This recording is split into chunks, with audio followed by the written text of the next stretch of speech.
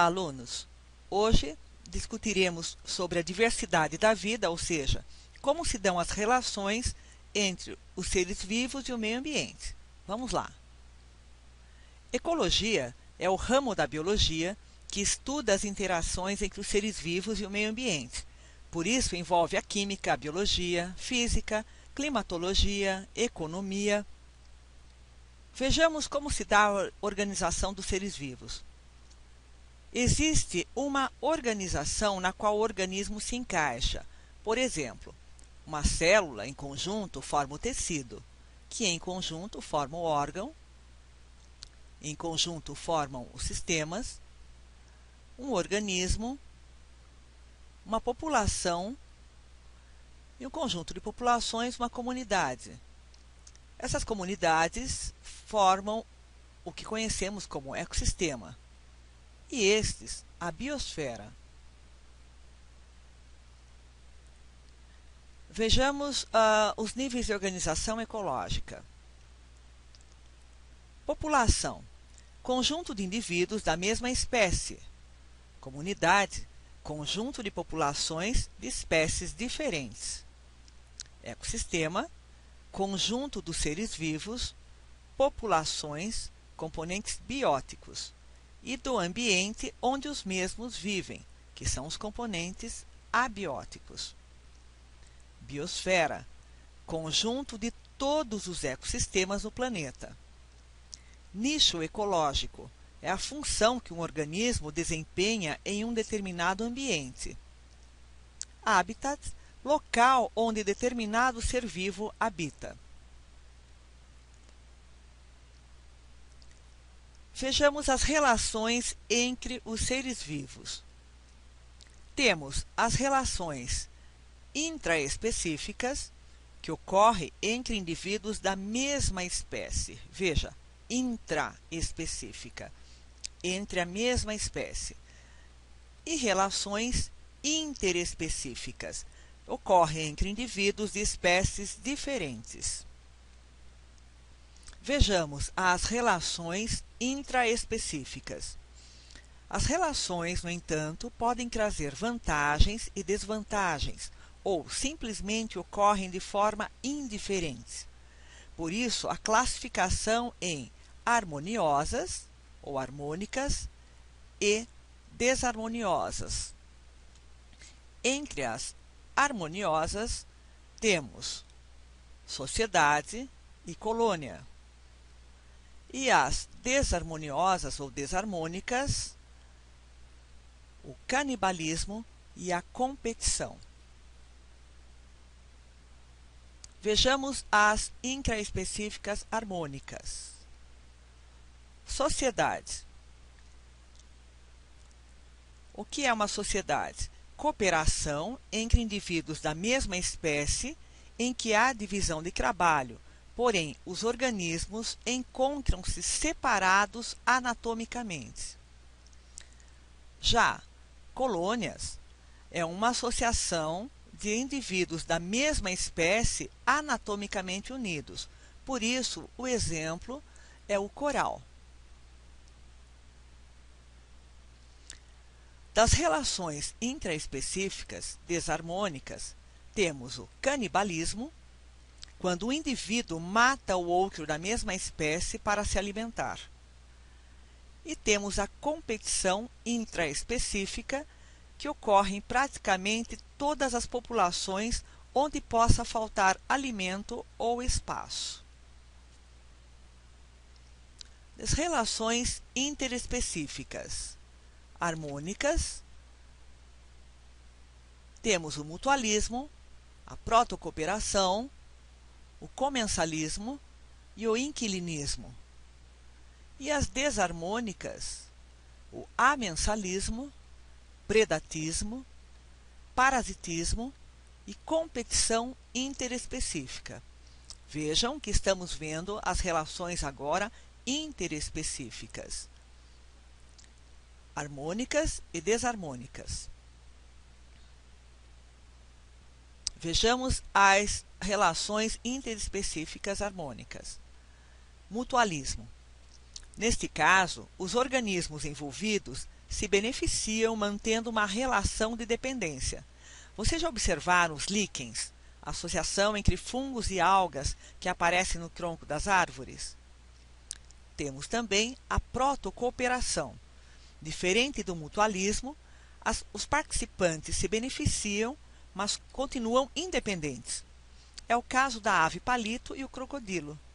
A ave se serve de restos de alimentos contidos nos dentes do crocodilo, enquanto este dorme de boca aberta, tirando dessa forma parasitas indesejáveis. Interespecífica harmônica. Vejamos o comensalismo. Neste caso, um dos participantes se beneficia sem, no entanto, causar prejuízo ao outro, sempre em busca de alimento. Temos como exemplo a associação entre as rêmoras e o tubarão. Os primeiros se beneficiam dos restos de alimento capturados pelo tubarão, além de pegarem carona sem gasto de energia. Temos ainda o inquilinismo.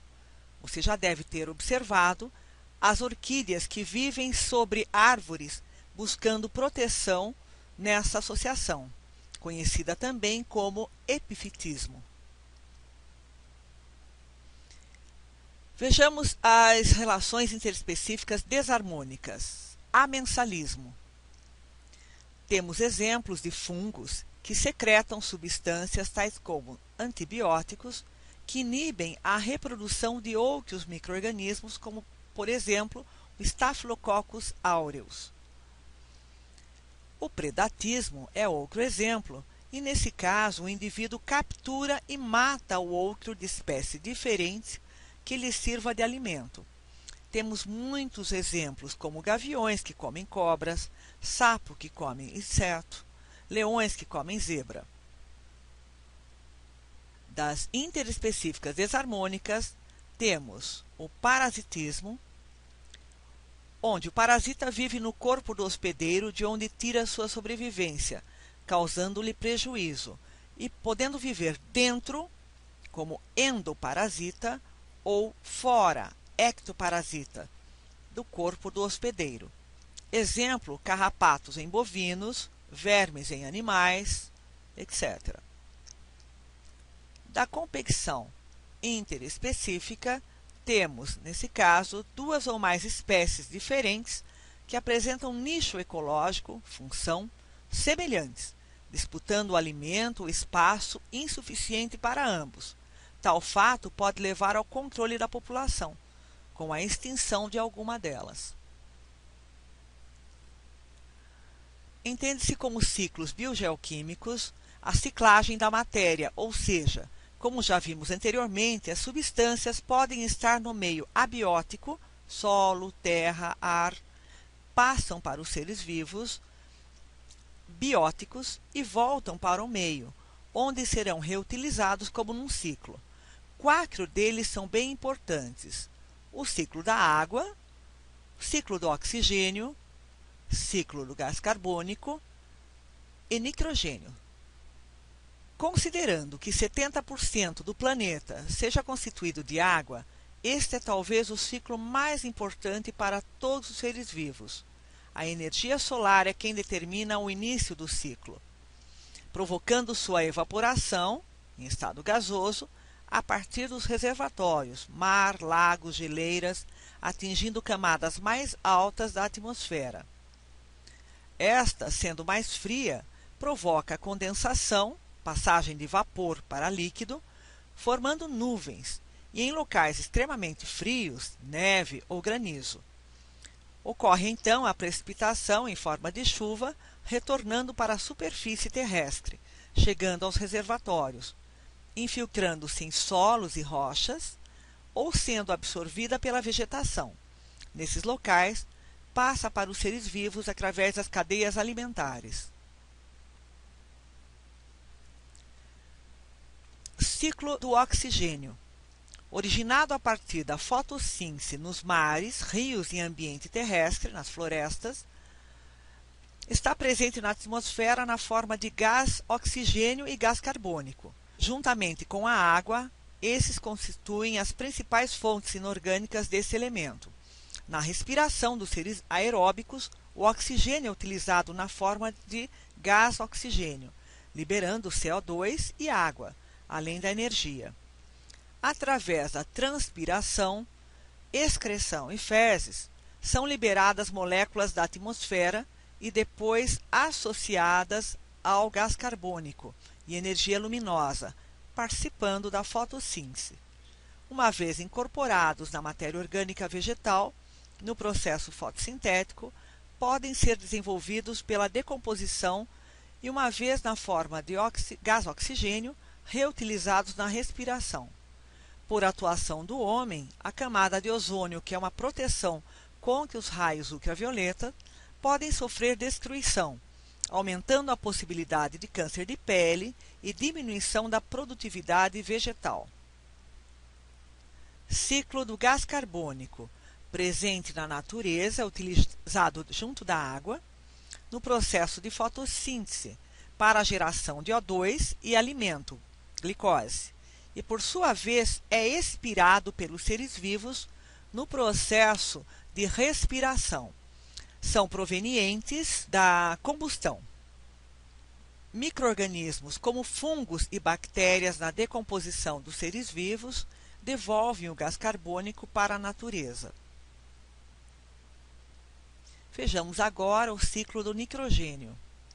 Sendo o nitrogênio um gás abundante, mas inerte, não utilizável, pela maior parte dos seres vivos, por ação de bactérias fixadoras, chega na forma de amônia.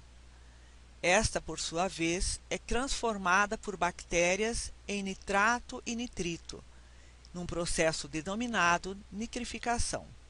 Os vegetais, por sua vez, utilizam essas substâncias na elaboração de compostos orgânicos, os aminoácidos, os quais são adquiridos pelos animais para a formação de proteínas. Assim, o gás nitrogênio, por tabela, é aproveitado pelos animais. Algumas bactérias chamadas desnitrificantes devolvem o nitrogênio para a atmosfera e reinicia-se o ciclo. Agora que vimos conceitos importantes, vamos aos exercícios para aplicação do que aprendemos. Exercício 1. Linné, em 1735, publicou um trabalho no qual apresentava um plano para a classificação de seres vivos. Nele estavam propostos o emprego de palavras latinas e o uso de categorias de classificação hierarquizadas. Deve-se também a Linné a regra da nomenclatura binomial para identificar cada organismo.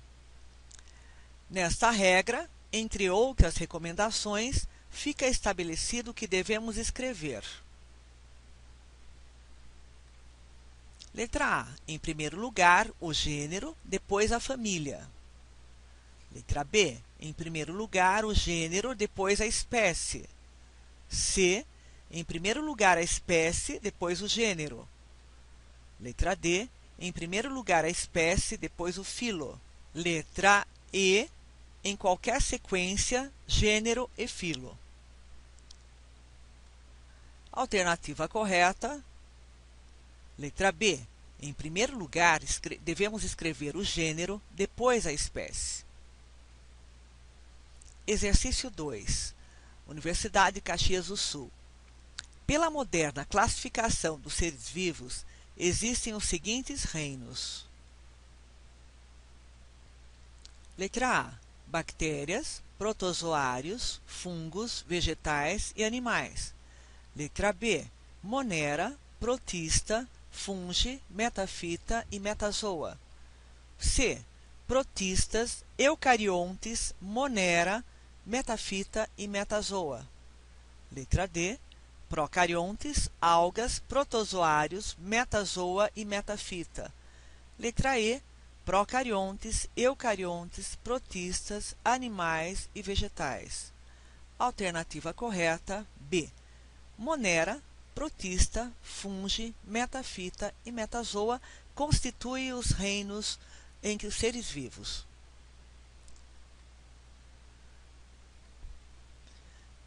Muito bem, alunos. Acabamos de ver mais um capítulo sobre diversidade da vida, processos vitais. Espero que tenham gostado. Até mais.